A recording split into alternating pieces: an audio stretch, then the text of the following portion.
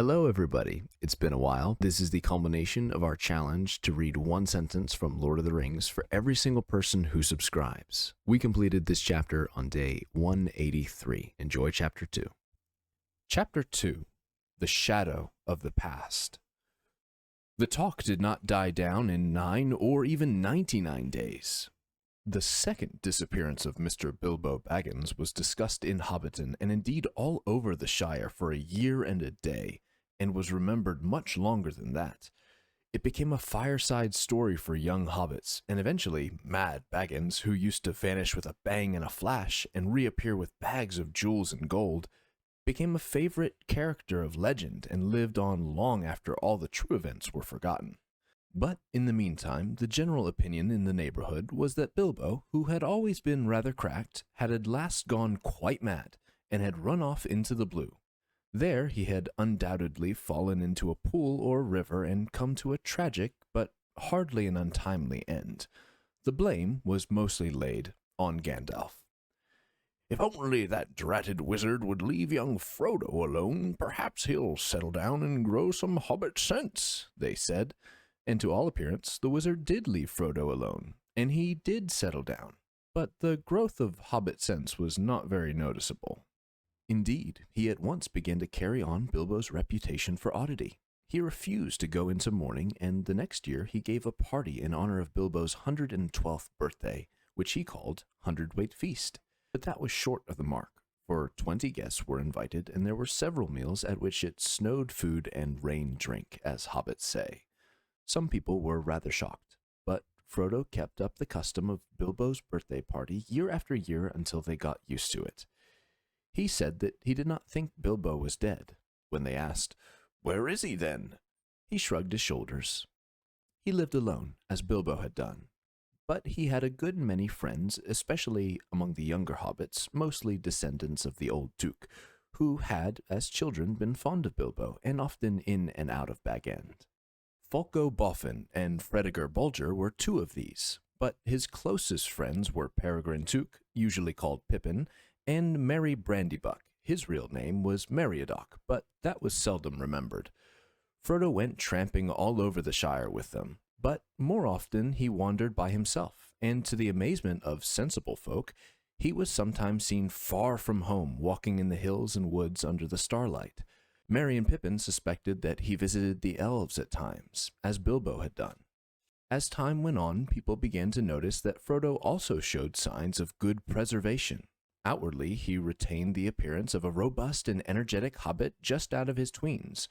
"Some folk have all the luck," they said, but it was not until Frodo approached the usually more sober age of 50 that they began to think it queer.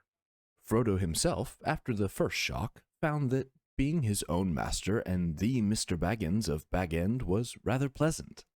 For some years he was quite happy and did not worry much about the future. But half unknown to himself, the regret that he had not gone with Bilbo was steadily growing. He found himself wondering at times, especially in the autumn, about the wild lands, and strange visions of mountains that he had never seen came into his dreams. He began to say to himself, "Perhaps I shall cross the river myself one day," to which the other half of his mind always replied, "Not yet." So it went on until his 40s were running out and his 50th birthday was drawing near. 50 was a number that he felt was somehow significant, or ominous. It was, at any rate, at that age that adventure had suddenly befallen Bilbo. Frodo began to feel restless, and the old paths seemed too well trodden. He looked at maps and wondered what lay beyond their edges. Maps made in the Shire showed mostly white spaces beyond its borders. He took to wandering further afield, and more often by himself, and Merry and his other friends watched him anxiously. Often he was seen walking and talking with the strange wayfarers that began at this time to appear in the Shire.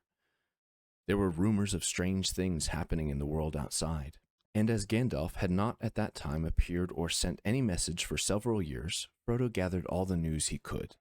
Elves, who seldom walked in the Shire, could now be seen passing westward through the woods in the evening, passing and not returning. But they were leaving Middle-earth and were no longer concerned with its troubles. There were, however, dwarves on the road in unusual numbers. The ancient east-west road ran through the Shire to its end at the Grey Havens, and dwarves had always used it on their way to their mines in the Blue Mountains. They were hobbits' chief source of news from distant parts, if they wanted any. As a rule, dwarves said little, and hobbits asked no more. But now Frodo often met strange dwarves of far countries, seeking refuge in the west. They were troubled, and some spoke in whispers of the enemy and of the land of Mordor. That name the hobbits only knew in legends of a dark past, like a shadow in the background of their memories. But it was ominous and disquieting. It seemed that the evil power in Mirkwood had been driven out by the White Council only to reappear in greater strength in the old strongholds of Mordor. The Dark Tower had been rebuilt, it was said. From there, the power was spreading far and wide, and away far east and south there were wars and growing fear. Orcs were multiplying again in the mountains. Trolls were abroad, no longer dull-witted, but cunning and armed with dreadful weapons. And there were murmured hints of creatures more terrible than all these, but they had no name. Little of all this, of course, reached the ears of ordinary hobbits, but even the deafest and most stay-at-home began to hear queer tales, and those whose business took them to the borders saw strange things. The conversation in the Green Dragon at Bywater one evening in the spring of Frodo's 50th year showed that even in the comfortable heart of the Shire, rumors had been heard, though most hobbits still laughed at them. Sam Gamgee was sitting in one corner near the fire, and opposite him was Ted Sandyman, the miller's son, and there were various other rustic hobbits listening to their talk. "Queer things you do hear these days, to be sure," said Sam. "Ah," said Ted, "you do if you listen. But I can hear fireside tales and children's stories at home if I want to." "No doubt you can," retorted Sam, "and I dare say there's more truth in some of them than you reckon. Who invented the stories, anyway? Take dragons, now." "No, thank ye," said Ted. "I won't. I heard tell of 'em when I was a youngster, but there's no call to believe in 'em now. There's only one dragon in Bywater, and that's green," he said, getting a general laugh. "All right," said Sam, laughing with the rest. "But what about these treemen, these giants, as you might call them? They do say that one bigger than a tree was seen up away beyond the North Moors not long back." "Who's they?" "My cousin Hal, for one. He works for Mr. Boffin at Overhill, and goes up to the North Farthing for the hunting. He saw one." "Says he did, perhaps. Your Hal's always saying he's seen things, and maybe he sees things that ain't there." "But this one was as big as an elm tree, and walking 7 yards to a stride, if it was an inch." "Then I bet it wasn't an inch." "What he saw was an elm tree, as like as not." "But this one was walking, I tell you, and there ain't no elm tree on the North Moors." "Then Hal can't have seen one," said Ted. There was some laughing and clapping. The audience seemed to think that Ted had scored a point. "All the same," said Sam, "you can't deny that others besides our Halfast have seen queer folk crossing the Shire. Crossing it, mind you. There are more that are turned back at the borders. The Bounders have never been so busy before, and I've heard tell that elves are moving west. They do say they are going to the harbors, out away beyond the White Towers." Sam waved his arm vaguely. Neither he nor any of them knew how far it was to the sea, past the old towers beyond the western borders of the Shire. But it was an old tradition that away over there stood the Grey Havens, from which at times elven ships set sail, never to return. "They are sailing, sailing, sailing over the sea. They are going into the west and leaving us," said Sam, half chanting the words, shaking his head sadly and solemnly. But Ted laughed. "Well, that isn't anything new, if you believe the old tales, and I don't see what it matters to me or you. Let 'em sail, but I warrant you haven't seen 'em doing it, nor anyone else in the Shire." "Well, I don't know," said Sam, thoughtfully. He believed he had once seen an elf in the woods, and still hoped to see more one day. Of all the legends that he had heard in his early years, such fragments of tales and half-remembered stories about the elves as hobbits knew had always moved him most deeply. "There are some, even in these parts, as know the fair folk and get news from them," he said. "There's Mr. Baggins now, that I work for. He told me that they were sailing, and he knows a bit about elves, and old Mr. Bilbo knew more. Many's the talk I had with him when I was a little lad." "Oh, they're both cracked," said Ted. "Leastways, old Bilbo was cracked, and Frodo's cracking. If that's where you get your news from, you'll never want for moonshine. Well, friends, I'm off home. Your good health." He drained his mug and went out noisily. Sam sat silent and said no more. He had a good deal to think about. For one thing, there was a lot to do up in the Bag End garden, and he would have a busy day tomorrow if the weather cleared. The grass was growing fast. But Sam had more on his mind than gardening. After a while, he sighed and got up and went out. It was early April, and the sky was now clearing after heavy rain. The sun was down, and a cool, pale evening was quietly fading into night. He walked home under the early stars through Hobbiton and up the hill, whistling softly and thoughtfully. It was just at this time that Gandalf reappeared after his long absence. For 3 years after the party, he had been away. Then he paid Frodo a brief visit, and after taking a good look at him, he went off again. During the next year or two, he had turned up fairly often, coming unexpectedly after dusk, and going off without warning before sunrise. He would not discuss his own business and journeys, and seemed chiefly interested in small news about Frodo's health and doings. Then, suddenly, his visits had ceased. It was over 9 years since Frodo had seen or heard of him, and he had begun to think that the wizard would never return and had given up all interest in hobbits. But that evening, as Sam was walking home and the twilight was fading, there came the once familiar tap on the sturdy window. Frodo welcomed his old friend with surprise and great delight. They looked hard at one another. "Ah, well, eh?" said Gandalf. "You look the same as ever, Frodo." "So do you," Frodo replied, but secretly he thought that Gandalf looked older and more careworn. He pressed him for news of himself and of the wide world, and soon they were deep in talk, and they stayed up far into the night. Next morning, after a late breakfast, the wizard was sitting with Frodo by the open window of the study. A bright fire was on the hearth, but the sun was warm and the wind was in the south. Everything looked fresh, and the new green of spring was shimmering in the fields and on the tips of the trees' fingers. Gandalf was thinking of a spring nearly 80 years before, when Bilbo had run out of Bag End without a handkerchief. His hair was perhaps whiter than it had been then, and his beard and eyebrows were perhaps longer, and his face more lined with care and wisdom. But his eyes were as bright as ever, and he smoked and blew smoke rings with the same vigor and delight. He was smoking now in silence, for Frodo was sitting still, deep in thought. Even in the light of morning, he felt the dark shadow of the tidings that Gandalf had brought. At last, he broke the silence. "Last night you began to tell me strange things about my ring, Gandalf," he said.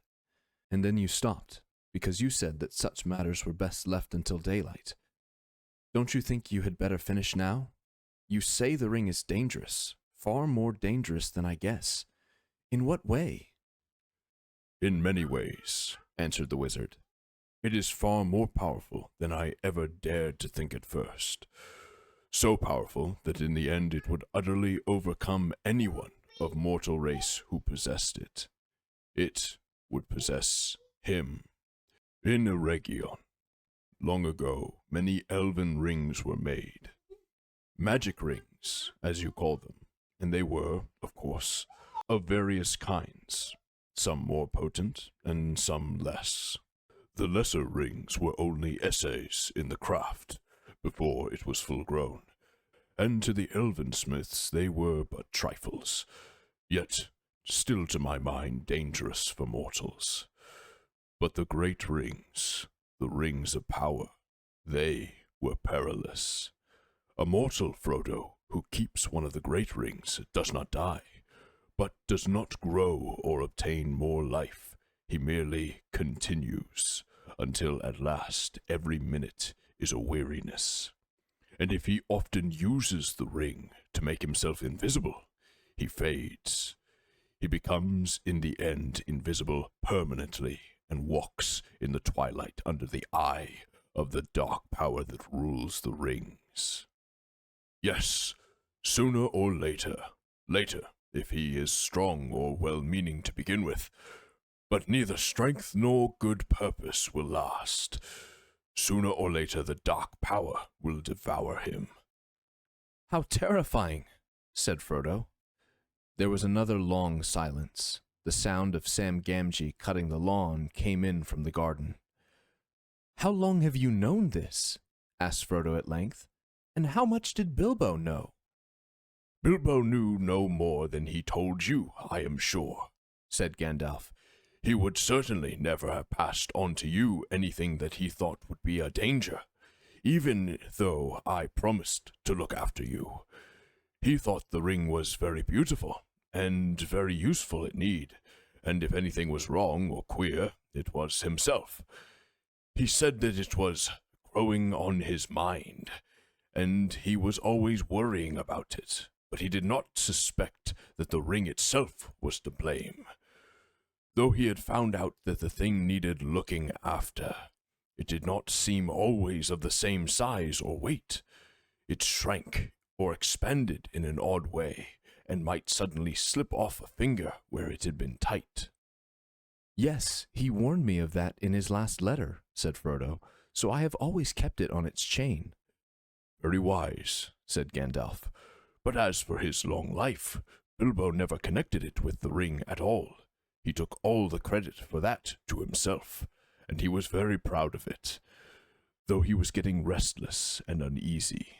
Thin and stretched, he said, a sign that the ring was getting control.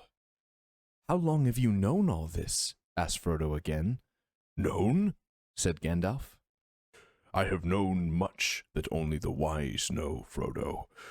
But if you mean known about this ring, well, I still do not know, one might say. There is a last test to make, but I no longer doubt my guess. When did I first begin to guess? He mused, searching back in memory. Let me see. It was in the year that the White Council drove the dark power from Mirkwood, just before the Battle of Five Armies, that Bilbo found his ring. A shadow fell on my heart then, though I did not know yet what I feared. I wondered often how Gollum came by a great ring, as plainly it was. That, at least, was clear from the first. Then I heard Bilbo's strange story of how he had won it, and I could not believe it. When I at last got the truth out of him, I saw at once that he had been trying to put his claim to the ring beyond doubt, much like Gollum with his birthday present. The lies were too much alike for my comfort.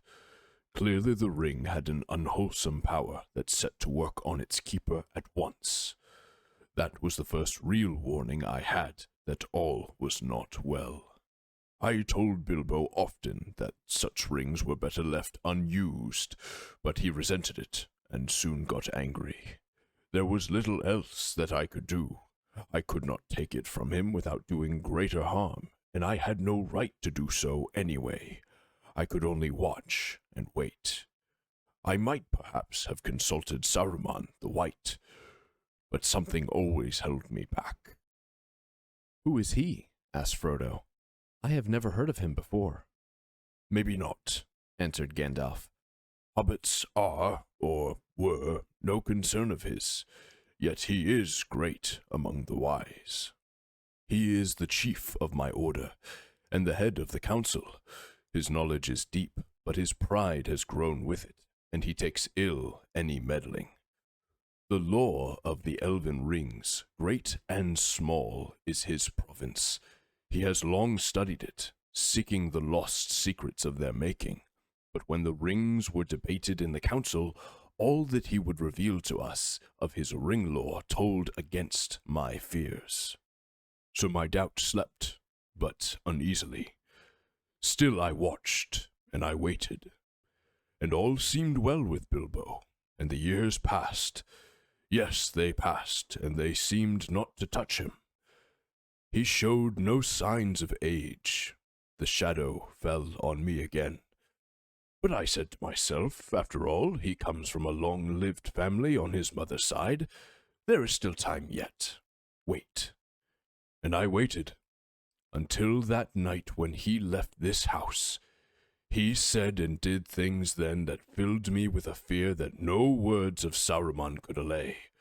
I knew at last that something dark and deadly was at work, and I have spent most of the years since then in finding out the truth of it.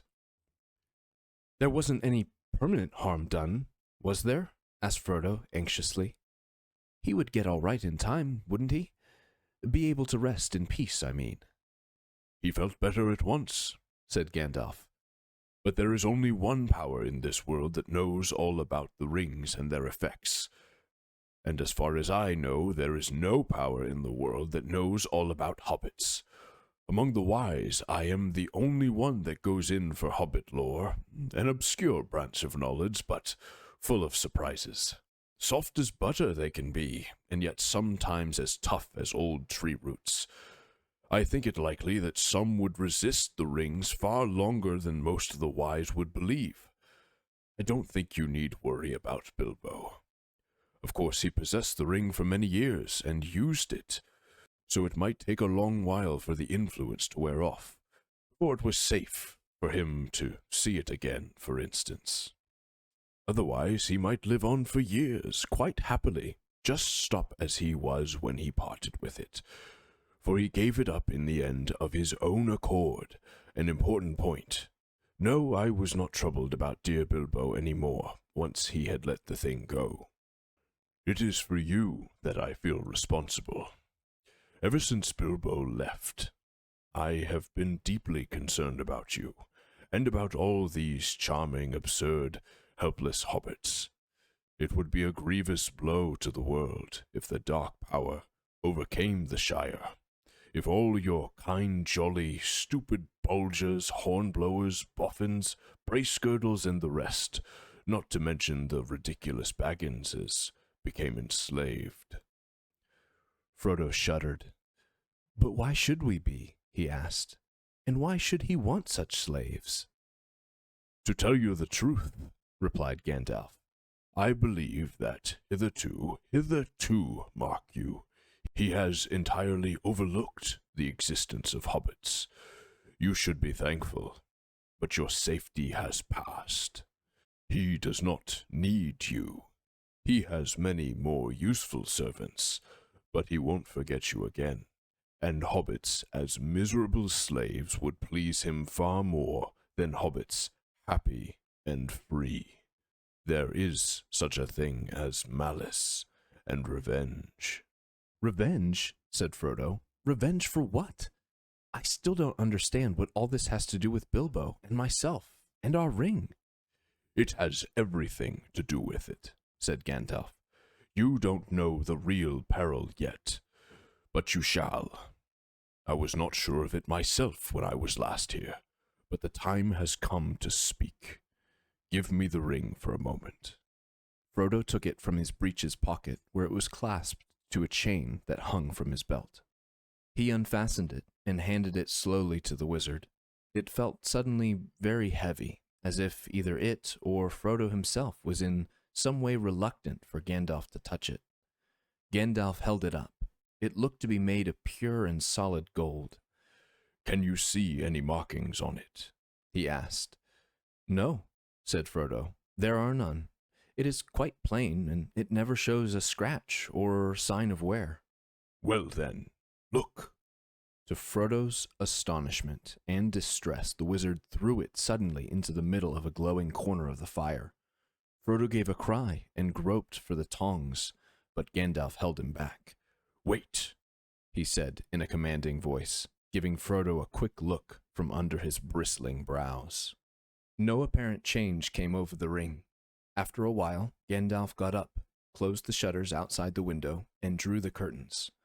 The room became dark and silent, though the clack of Sam's shears, now nearer to the windows, could still be heard faintly from the garden. For a moment the wizard stood looking at the fire. Then he stooped and removed the ring to the hearth with the tongs, and at once picked it up. Frodo gasped. "It is quite cool," said Gandalf. "Take it." Frodo received it on his shrinking palm. It seemed to have become thicker and heavier than ever. "Hold it up," said Gandalf, "and look closely."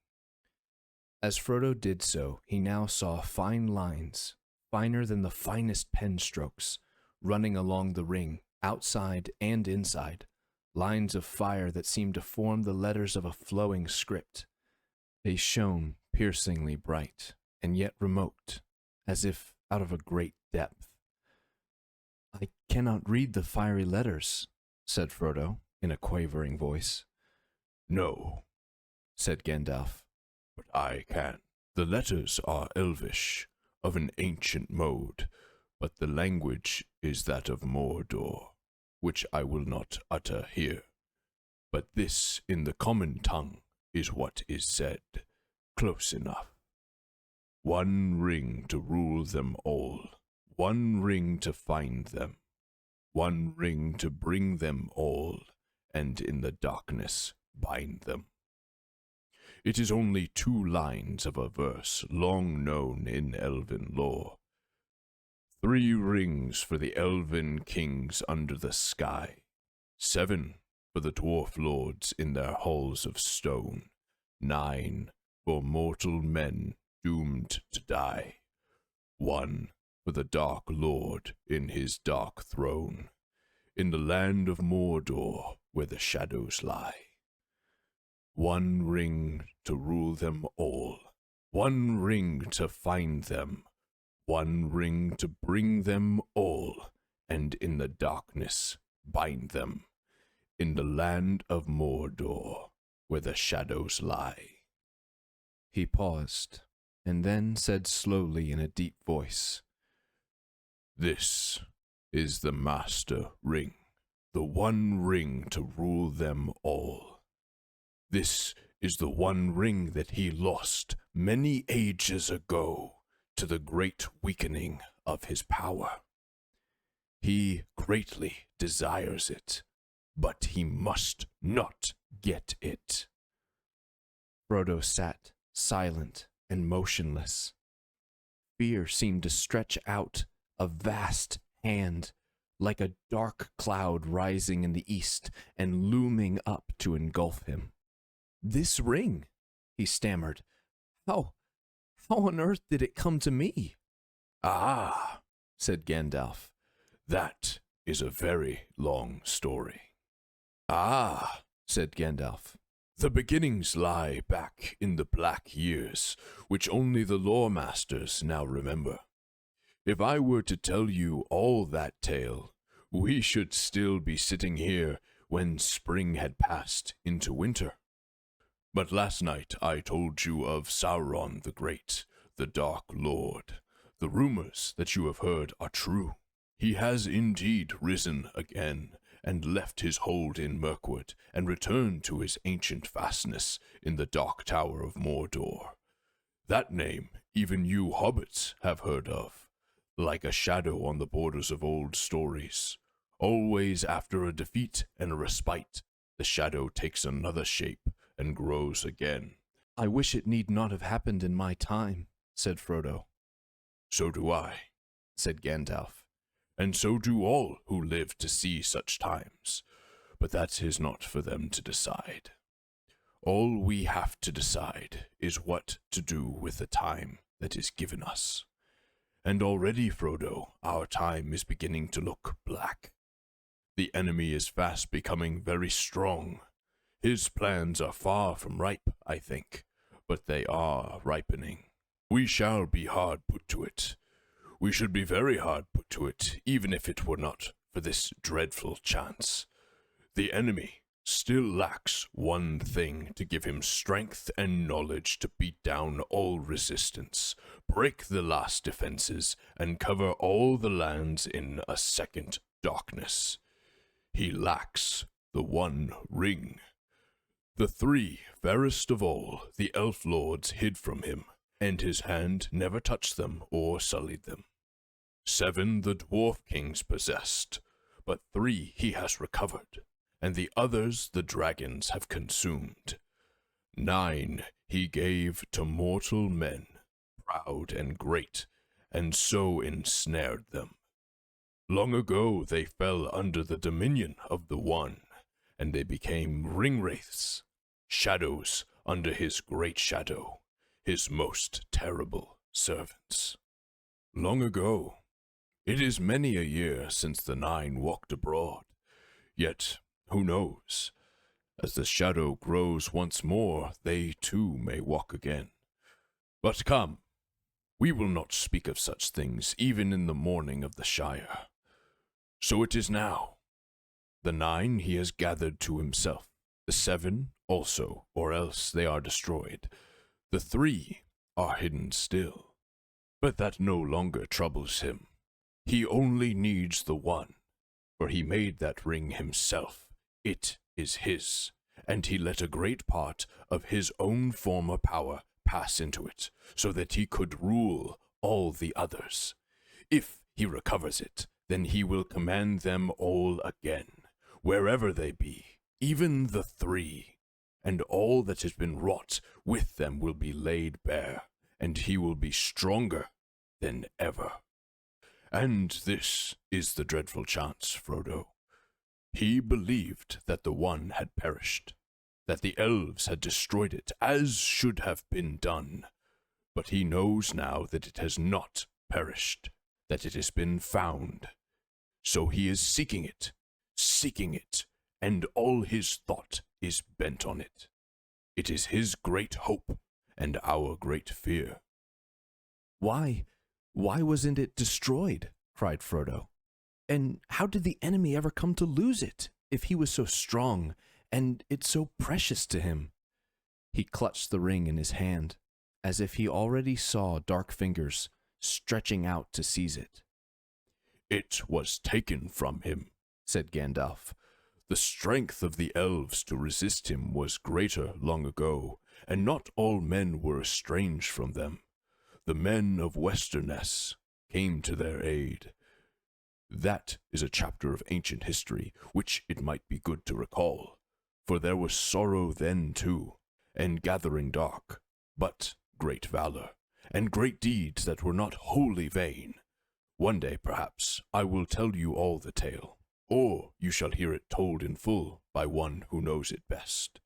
But for the moment, since most of all you need to know how this thing came to you, and that will be tale enough, this is all I will say. It was Gil-galad, elven king, and Elendil of Westerness who overthrew Sauron, though they themselves perished in the deed, and Isildur, Elendil's son, cut the ring from Sauron's hand, and took it for his own. Then Sauron was vanquished, and his spirit fled and was hidden for long years, until his shadow took shape again in Mirkwood. But the ring was lost. It fell into the great river Anduin and vanished, for Isildur was marching north along the east banks of the river, and near the Gladden fields he was waylaid by the orcs of the mountains, and almost all his folk were slain. He leapt into the waters, but the ring slipped from his finger as he swam, and then the orcs saw him and killed him with arrows. Gandalf paused. And there, in the dark pools amid the Gladden fields, he said, the ring passed out of knowledge and legend, and even so much of its history is known now only to a few, and the Council of the Wise could discover no more. But at last, I can carry on the story, I think. Long after, but still very long ago, there lived by the banks of the great river on the edge of Wilderland a clever-handed and quiet-footed little people. I guess they were of hobbit kind, akin to the fathers of the Stoors, for they loved the river, and often swam in it, or made little boats of reeds. There was among them a family of high repute, for it was large and wealthier than most, and it was ruled by a grandmother of the folk, stern and wise in old lore, such as they had. The most inquisitive and curious-minded of that family was called Smeagol. He was interested in roots and beginnings. He dived into deep pools. He burrowed under trees and growing plants. He tunneled into green mounds and ceased to look up at the hilltops, or leaves on trees, or the flowers opening in the air. His head and his eyes were downward. He had a friend called Deagle, of similar sort, sharper-eyed but not so quick and strong. On a time they took a boat and went down to the Gladden fields, where there were great beds of iris and flowering reeds. There Smeagol got out and went nosing about the banks, but Deagle sat in the boat and fished. Suddenly a great fish took his hook, and before he knew where he was dragged out and down into the water to the bottom. Then he let go of his line, for he thought he saw something shining in the riverbed, and holding his breath, he grabbed at it. Then up he came, spluttering, with weeds in his hair and a handful of mud, and he swam to the bank, and behold, when he washed the mud away, there, in his hand, lay a beautiful golden ring, and it shone and glittered in the sun, so that his heart was glad.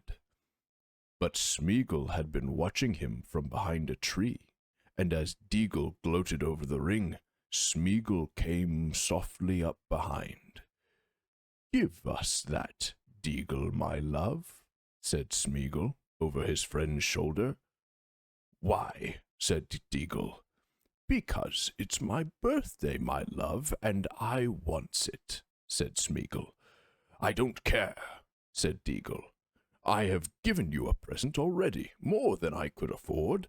I found this, and I'm going to keep it." "Oh, are you indeed, my love?"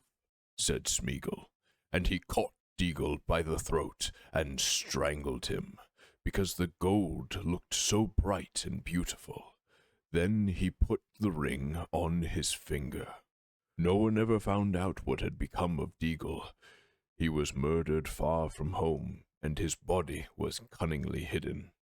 But Smeagol returned alone, and he found that none of his family could see him when he was wearing the ring. He was very pleased with his discovery, and he concealed it, and he used it to find out secrets, and he put his knowledge to crooked and malicious uses.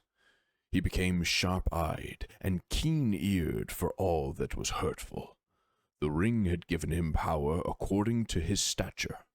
It is not to be wondered at that he became very unpopular and was shunned, when visible, by all his relations. They kicked him, and he bit their feet. He took to thieving, and going about muttering to himself and gurgling in his throat. So they called him Gollum, and cursed him, and told him to go far away. And his grandmother, desiring peace, expelled him from the family, and turned him out of her hole. He wandered in loneliness, weeping a little for the hardness of the world, and he journeyed up the river, till he came to a stream that flowed down from the mountains, and he went that way. He caught fish in deep pools with invisible fingers, and ate them raw. One day it was very hot, and as he was bending over a pool, he felt a burning on the back of his head, and a dazzling light from the water pained his wet eyes. He wondered at it, for he had almost forgotten about the sun. Then for the last time he looked up and shook his fist at her.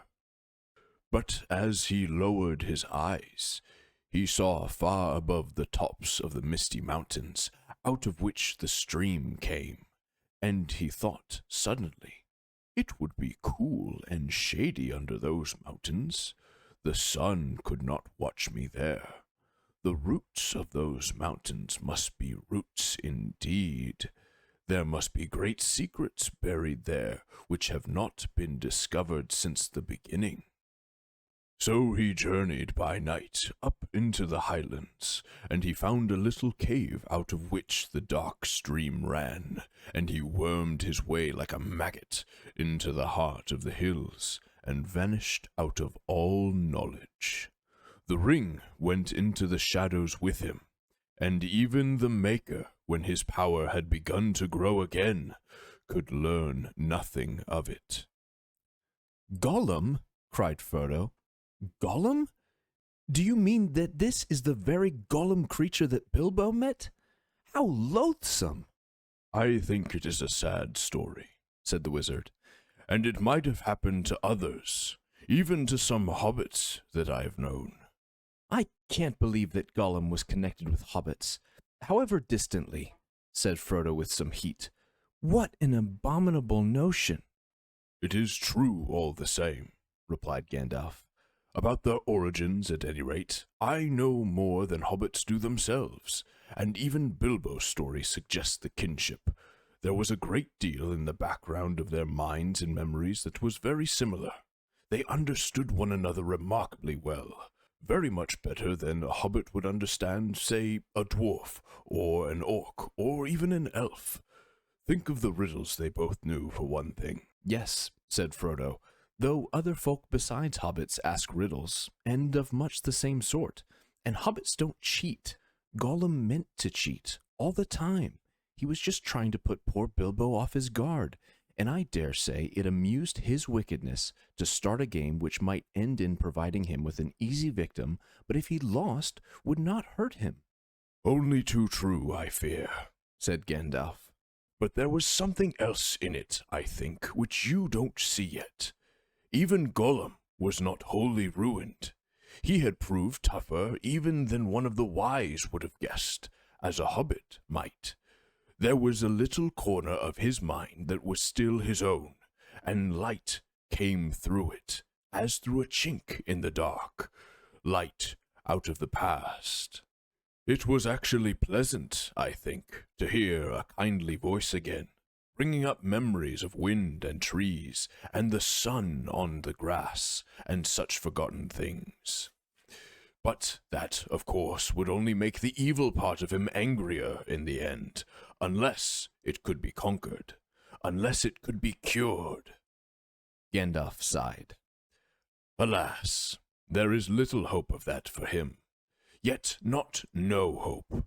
No, not though he possessed the ring so long, almost as far back as he can remember. For it was long since he had worn it much. In the black darkness it was seldom needed.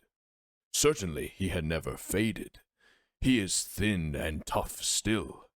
But the thing was eating up his mind, of course, and the torment had become almost unbearable. All the great secrets under the mountains had turned out to be just empty night. There was nothing more to find out, nothing worth doing, only nasty, furtive eating and resentful remembering. He was altogether wretched. He hated the dark, and he hated light more. He hated everything, and the ring most of all. What do you mean? Said Frodo. Surely the ring was his precious, and the only thing he cared for. But if he hated it, why didn't he get rid of it, or go away and leave it? You ought to begin to understand, Frodo, after all you have heard, said Gandalf. He hated it, and loved it, as he hated and loved himself. He could not get rid of it. He had no will left in the matter. A ring of power looks after itself, Frodo. It may slip off treacherously, but its keeper never abandons it. At most, he plays with the idea of handing it off to someone else's care, and that only at an early stage, when it first begins to grip. But as far as I know, Bilbo alone in history has ever gone beyond playing and really done it. He needed all my help, too. And even so, he would never have just forsaken it or cast it aside. It was not Gollum, Frodo, but the ring itself that decided things. The ring left him. What? Just in time to meet Bilbo, said Frodo. Wouldn't an orc have suited it better? It is no laughing matter, said Gandalf. Not for you. It was the strangest event in the whole history of the ring so far. Bilbo's arrival just at that time, and putting his hand on it blindly in the dark. There was more than one power at work, Frodo. The ring was trying to get back to its maker. It had slipped from Isildur's hand and betrayed him. Then, when a chance came, it caught poor Deagle, and he was murdered. And after that, Gollum, and it had devoured him. It could make no further use of him. He was too small and mean, and as long as it stayed with him, he would never leave his deep pool again. So now, when its master was awake once more and sending out his dark thoughts from Mirkwood, it abandoned Gollum, only to be picked up by the most unlikely person imaginable, Bilbo from the Shire. Behind that, there was something else at work, beyond any design of the ring maker. I can put it no plainer than by saying that Bilbo was meant to find the ring, and not by its maker, in which case you also were meant to have it, and that may be an encouraging thought. It is not, said Frodo, though I am not sure that I understand you. But how have you learned all of this about the ring and about Gollum? Do you really know it all, or are you just guessing still? Gandalf looked at Frodo, and his eyes glinted. I knew much, and I have learned much, he answered, but I am not going to give an account of all my doings to you. The history of Elendil and Isildur and the One Ring is known to all the wise. Your ring is shown to be that one ring by the fire writing alone, apart from any other evidence. And when did you discover that? Asked Frodo, interrupting. Just now in this room, of course, answered the wizard sharply. But I expected to find it. I have come back from dark journeys and long search to make that final test. It is the last proof, and all is now only too clear. Making out Gollum's part and fitting it into the gap in the history required some thought. I may have started with guesses about Gollum, but I am not guessing now. I know. I have seen him. You have seen Gollum? Exclaimed Frodo in amazement. Yes. The obvious thing to do, of course, if one could. I tried long ago, but I have managed it at last. Then what happened after Bilbo escaped from him? Do you know that? Not so clearly. What I have told you is what Gollum was willing to tell, though not, of course, in the way that I have reported it. Gollum is a liar, and you have to sift his words. For instance, he called the ring his birthday present, and he stuck to that.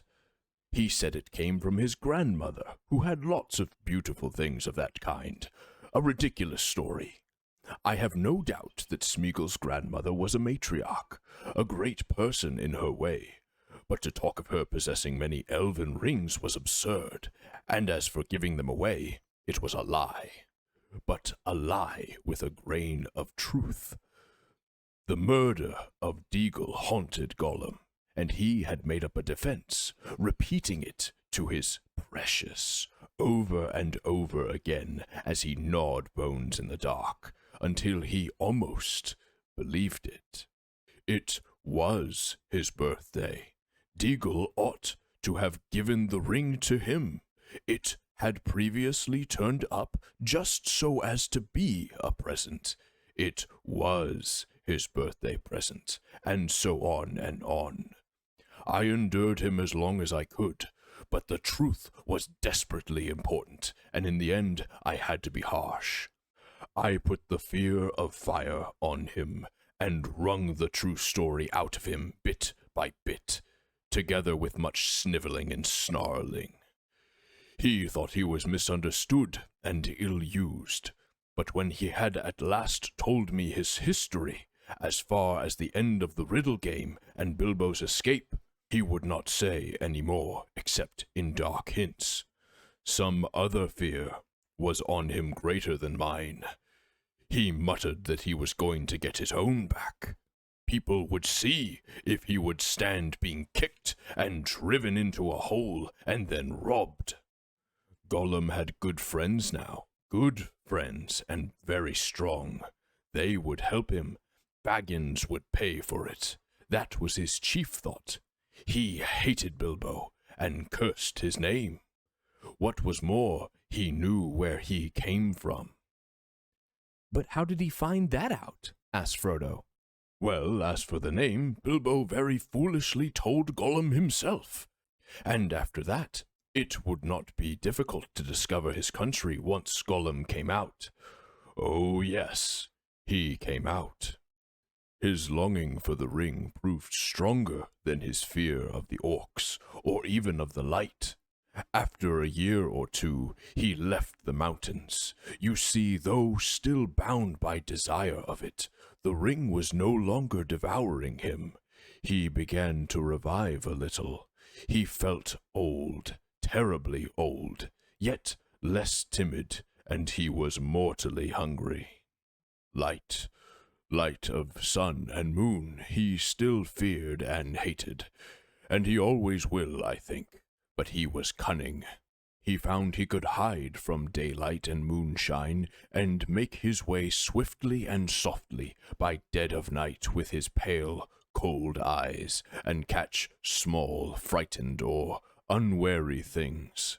He grew stronger and bolder with new food and new air. He found his way into Mirkwood, as one would expect. Is that where you found him? Asked Frodo. I saw him there, answered Gandalf, but before that he had wandered far, following Bilbo's trail. It was difficult to learn anything from him, for certain, for his talk was constantly interrupted by curses and threats. What had it got in its pockets, he said. It wouldn't say, "No, precious, little cheat, not a fair question.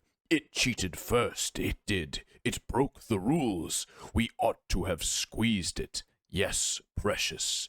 And we will, precious." That is a sample of his talk. I don't suppose you want any more. I had weary days of it. But from the hints dropped among the snarls, I even gathered that his padding feet had taken him at last to Esgaroth, and even to the streets of Dale, listening secretly and peering. Well, the news of the great events went far and wide in Wilderland, and many had heard Bilbo's name and knew where he came from. We had made no secret of our return journey to his home in the west. Gollum's sharp ears would soon learn what he wanted. Then why didn't he track Bilbo further? Asked Frodo. Why didn't he come to the Shire? Ah, said Gandalf, now we come to it. I think Gollum tried to. He set out and came back westward as far as the great river, but then he turned aside. He was not daunted by the distance, I am sure. No, something else drew him away. So my friends think, those that hunted him for me. The wood elves tracked him first, an easy task for them, for his trail was still fresh then. Through Mirkwood and back again it led them, though they never caught him. The wood was full of the rumor of him, dreadful tales even among beasts and birds. The woodmen said that there was some new terror abroad, a ghost that drank blood. It climbed trees to find nests. It crept into holes to find the young. It slipped through windows to find cradles. But at the western edge of Mirkwood the trail turned away. It wandered off southwards, and passed out of the wood elves' ken, and was lost. And then I made a great mistake. Yes, Frodo, and not the first, though I fear it may prove the worst. I let the matter be. I let him go, for I had much else to think of at that time, and I still trusted the lore of Saruman. Well, that was years ago, and I have paid for it since with many dark and dangerous days. The trail was long cold when I took it up again, after Bilbo left here, and my search would have been in vain, but for the help that I had from a friend, Aragorn, the greatest traveler and huntsman this age of the world. Together we sought for Gollum down the whole length of Wilderland, without hope and without success. But at last, when I had given up the chase and turned to other parts, Gollum was found. My friend returned out of the great perils, bringing the miserable creature with him. What he had been doing he would not say. He only wept and called us cruel, with many a Gollum in his throat, and when we pressed him, he whined and cringed, and rubbed his long hands, licking his fingers as if they pained him, as if he remembered some old torture.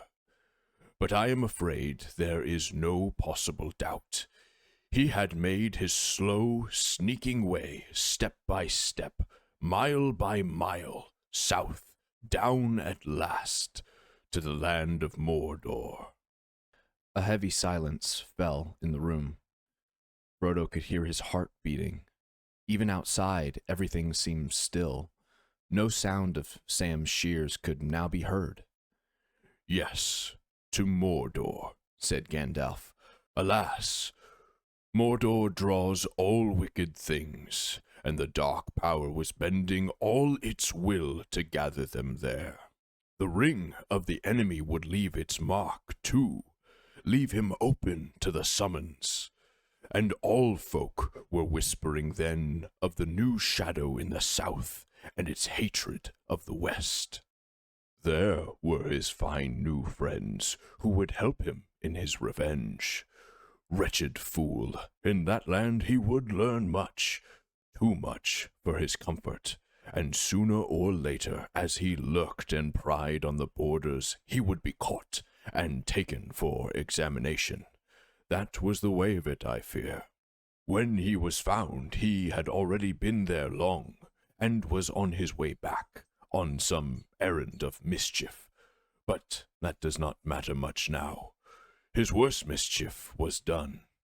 Yes, alas, through him the enemy has learned that the One has been found again. He knows where Isildur fell. He knows where Gollum found his ring. He knows that it is a great ring, for it gave long life. He knows that it is not one of the three, for they have never been lost, and they endure no evil.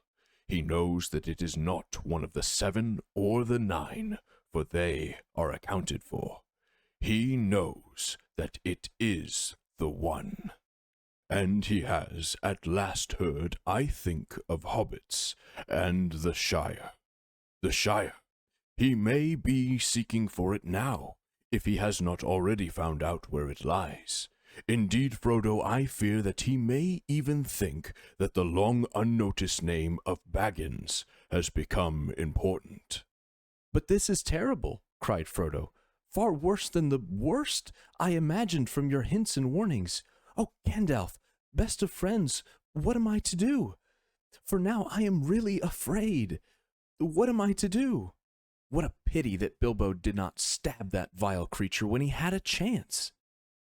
Pity? It was pity that stayed his hand. Pity and mercy, not to strike without need. And he has been well rewarded, Frodo. Be sure that he took so little hurt from the evil and escaped in the end because he began his ownership of the ring so, with pity. I am sorry, said Frodo, but I am frightened, and I do not feel any pity for Gollum. You have not seen him, Gandalf broke in. No, and I don't want to, said Frodo. I can't understand you. Do you mean to say that you and the elves have let him live on after all those horrible deeds? Now at any rate he's as bad as an orc, and just an enemy. He deserves death. Deserves it? I dare say he does. Many that live deserve death, and some that die deserve life. Can you give it to them? Then do not be too eager to deal out death in judgment, for even the very wise cannot see all ends. I have not much hope that Gollum can be cured before he dies, but there is a chance of it, and he is bound up with the fate of the ring. My heart tells me that he has some part to play yet, for good or ill, before the end, and when that comes, the pity of Bilbo may rule the fate of many, yours not least. In any case, we did not kill him. He is very old and very wretched. The Wood Elves have him in prison, but they treat him with such kindness as they can find in their wise hearts. All the same, said Frodo, even if Bilbo could not kill Gollum, I wish he had not kept the ring. I wish he had never found it, and that I had not got it. Why did you let me keep it? Why didn't you make me throw it away, or destroy it? Let you? Make you? Said the wizard. Haven't you been listening to all that I have said? You are not thinking of what you are saying. But as for throwing it away, that was obviously wrong. These rings have a way of being found. In evil hands it might have done great evil. Worst of all, it might have fallen into the hands of the enemy. Indeed, it certainly would. For this is the one, and he is exerting all his power to find it or draw it to himself. Of course, my dear Frodo, it was dangerous for you, and that has troubled me deeply.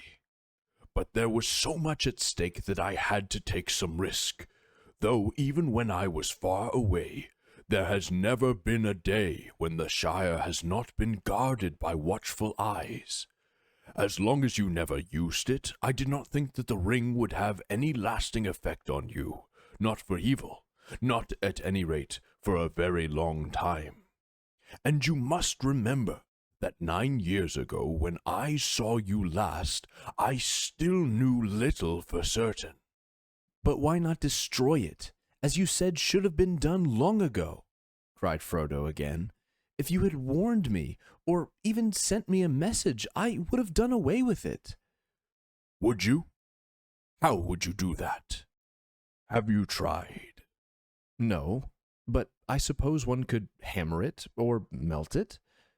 Try, said Gandalf. Try now. Frodo drew the ring out of his pocket again and looked at it. It now appeared plain and smooth, without mark or device that he could see.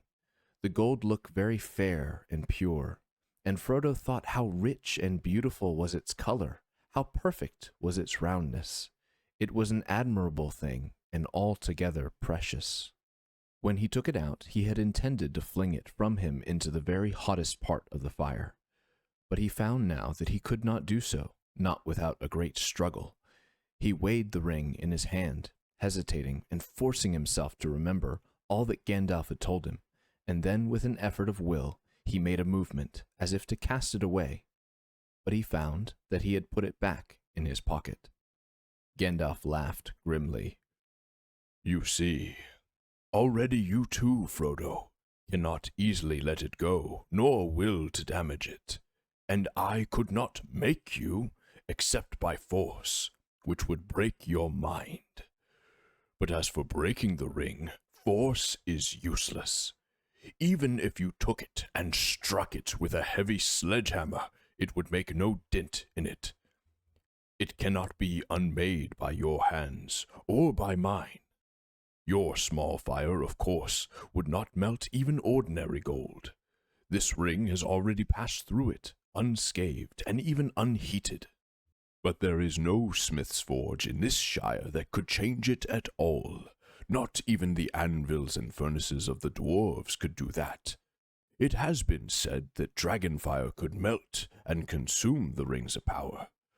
But there is not now any dragon left on earth in which the old fire is hot enough.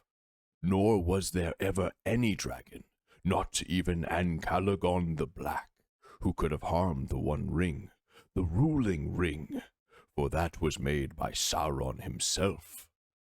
There is only one way, to find the cracks of doom in the depths of Orodruin, the Fire Mountain, and cast the ring in there, if you really wish to destroy it, to put it beyond the grasp of the enemy forever.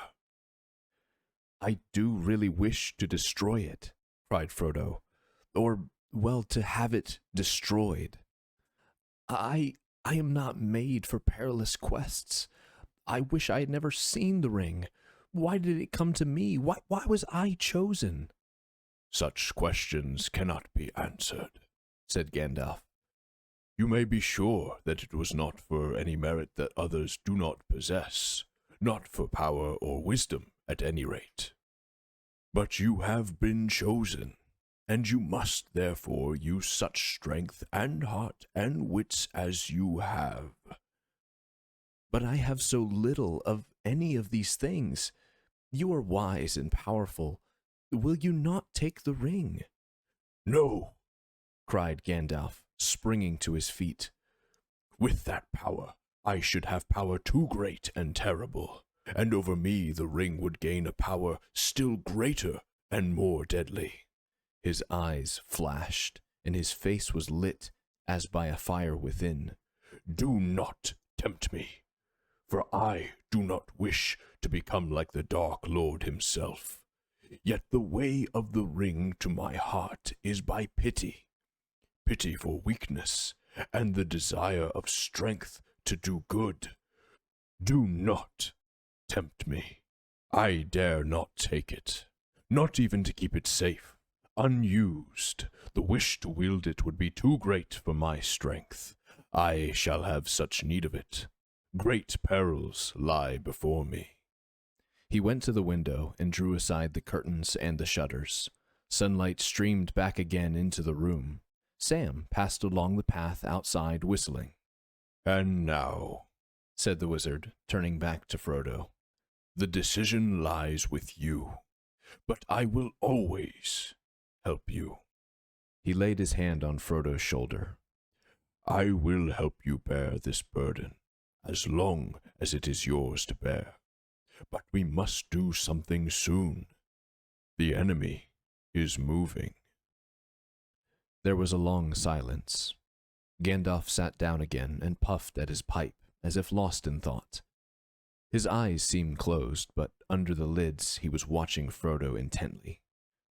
Frodo gazed fixedly at the red embers on the hearth until they filled all his vision, and he seemed to be looking down into profound wells of fire. He was thinking of the fabled cracks of doom and the terror of the fiery mountain. Well, said Gandalf at last, what are you thinking about? Have you decided what to do? No, answered Frodo, coming back to himself out of the darkness, and finding to his surprise that it was not dark, and that out of the window he could see the sunlit garden. Or perhaps, yes.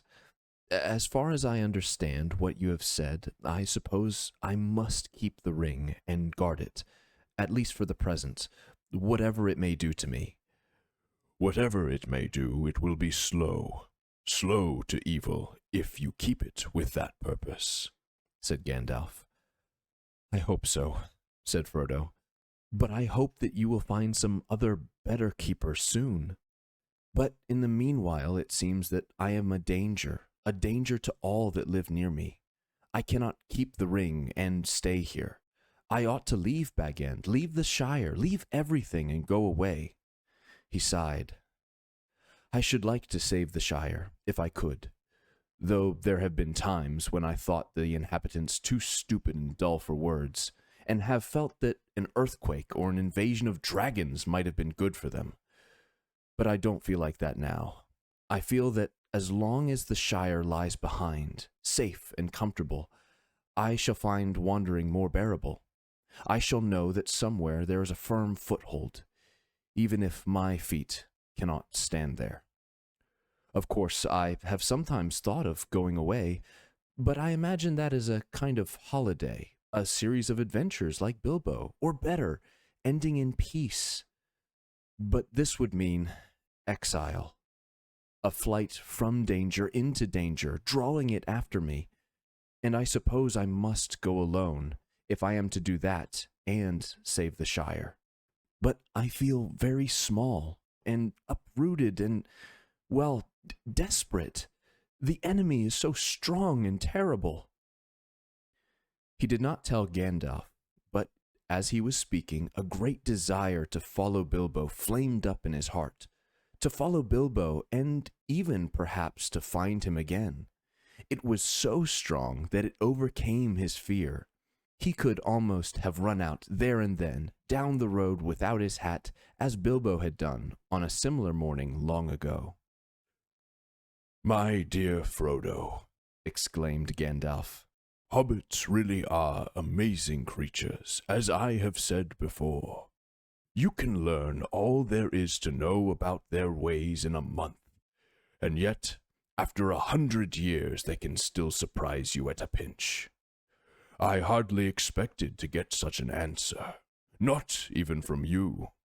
But Bilbo made no mistake in choosing his heir, though he little thought how important it would prove. I am afraid you are right. The ring will not be able to stay hidden in the Shire much longer, and for your own sake, as well as for others, you will have to go and leave the name of Baggins behind you. That name will not be safe to have outside the Shire or in the wild. I will give you a traveling name now. When you go, go as Mr. Underhill. But I don't think you need go alone. Not if you know of anyone who you can trust, and who would be willing to go by your side, and that you would be willing to take into unknown perils. But if you look for a companion, be careful in choosing, and be careful of what you say, even to your closest friends. The enemy has many spies and many ways of hearing." Suddenly, he stopped, as if listening. Frodo became aware that all was very quiet, inside and out. Gandalf crept to one side of the window. Then with a dart, he sprang to the sill and thrust a long arm out and downward. There was a squawk, and up came Sam Gamgee's curly head hauled by one ear. "Well, well, bless my beard," said Gandalf. "Sam Gamgee, is it? Now, what may you be doing?" "Lord bless you, Mr. Gandalf, sir," said Sam. "Nothing. Leastways, I was just trimming the grass borders under the window, if you follow me." He picked up his shears and exhibited them as evidence. "I don't," said Gandalf grimly. "It has been some time since I last heard the sound of your shears. How long have you been eavesdropping?" "Eavesdropping, sir? I don't follow you, begging your pardon. There ain't no eaves at Bag End, and that's a fact." "Don't be a fool. What have you heard, and why did you listen?" Gandalf's eyes flashed, and his brows stuck out like bristles. "Mr. Frodo, sir," cried Sam, quaking. "Don't let him hurt me, sir. Don't let him turn me into anything unnatural. My old dad would take on so. I meant no harm, on my honor, sir." "He won't hurt you," said Frodo, hardly able to keep from laughing, although he himself was startled and rather puzzled. "He knows as well as I do that you mean no harm. But just you up and answer his questions straight away." "Well, sir," said Sam, dithering a little, "I heard a deal that I didn't rightly understand, about an enemy and rings, and Mr. Bilbo, sir, and dragons, and a fiery mountain, and elves, sir. I listened because I couldn't help myself, if you know what I mean. Lord bless me, sir, but I do love tales of that sort, and I believe 'em too, whatever Ted may say. Elves, sir, I would dearly love to see them. Couldn't you take me to see elves, sir, when you go?" Suddenly Gandalf laughed. Come inside, He shouted, and putting out both his arms, he lifted the astonished Sam, shears, grass clippings and all, right through the window and stood him on the floor. Take you to see elves, eh? He said, eyeing Sam closely, but with a smile flickering on his face. So you heard that Mr. Frodo is going away? "I did, sir, and that's why I choked, which you heard, seemingly. I tried not to, sir, but it burst out of me. I was so upset." "It can't be helped, Sam," said Frodo sadly. He had suddenly realized that flying from the Shire would mean more painful partings than merely saying farewell to the familiar comforts of Bag End. "I shall have to go, but," and here he looked hard at Sam, "if you really care about me, you will keep that dead secret. See? If you don't, if you even breathe a word of what you've heard here, then I hope Gandalf will turn you into a spotted toad and fill the garden full of grass snakes." Sam fell on his knees, trembling. Get up, Sam, said Gandalf. I have thought of something better than that. Something to shut your mouth and punish you properly for listening. You shall go away with Mr. Frodo. "Me, sir?" cried Sam, springing up like a dog invited for a walk. "Me? Go and see elves and all? Hooray!" he shouted, and then burst into tears.